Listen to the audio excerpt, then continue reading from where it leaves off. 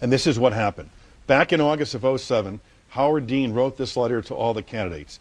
As leader of the Democratic Party, I strongly urge you to adhere to the 2008 delegate selection rules. The 2008 delegate selection rules adopted by the full DNC at its August 2006 meeting clearly provide that only 4 states, Iowa, Nevada, New Hampshire, South Carolina, may hold their respective contests prior to February 5, '08.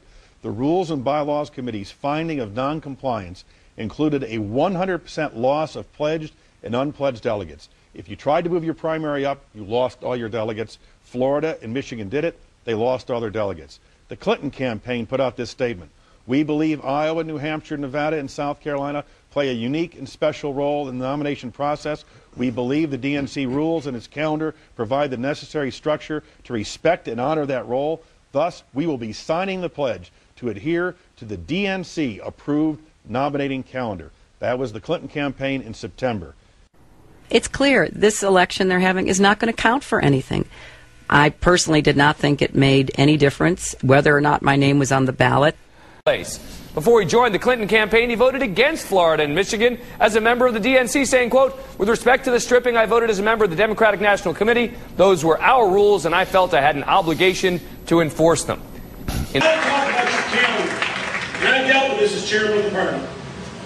And I had, if you read my book, but I talk about in there the fights I had when a lot of folks wanted to change and get rid of Iowa and New Hampshire. And I talk about one scene in Senator Carl Levin's office from Michigan. We're all members, didn't I say that at the beginning? We love everybody. But show a good, healthy spirit. Debate is good for the Democratic Party. We want to have these debates. It's not personal. And I talk about the book, he and I almost got in a fist fight in his office. Words went back and forth. And my point to Carl and to many others, Iowa and New Hampshire have a very special place in the Democratic Party. Why? Because you force candidates to go door to door. You force candidates to do retail politics. And because of that, you make our candidates stronger to get ready for a general election. There is no other state you can really do that in. If you look at those bigger states down the line, you can't go door to door. You're all up here, you're up in the issues, and you force all of our candidates to get into that debate.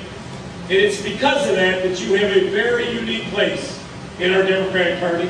And I promise you, as long as I have any influence, or as long as Hillary Clinton, as long as she is President of the United States of America, New Hampshire will always be the first primary in the nation. Nearly 2.5 million Americans are in danger of being shut out of our democratic process. I think that's wrong, and frankly, it is un-American. I remember very well, back in 2000, there were those who argued that people's votes should be discounted over technicalities. For the people of Florida who voted in this primary, the notion of discounting their votes sounds way too much the same. We're seeing that right now in Zimbabwe. Tragically, an election was held, the president lost, they refused to abide by the will of the people. So we can never take for granted our precious right to vote. There was just an AP article posted that found how Senator Obama's support among hardworking Americans, white Americans, is weakening again. Remember, Bobby Kennedy was assassinated in June in California. I don't understand it.